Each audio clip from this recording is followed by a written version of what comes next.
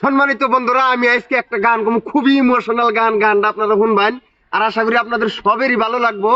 তো আমি গানটা একটু তার মানে প্রেম প্রীতির বিষয়ে একটা গান, এই গানটা আমি কমু, আপনাদের খুবই ভালো লাগবে আর কি। গানটা শুনেন। আমায় ভুলে গেছো তাতে কোনো দুঃখ নাই, দুঃখ শুধু একটাই আমার, আমায় চিনতে পারো নাই।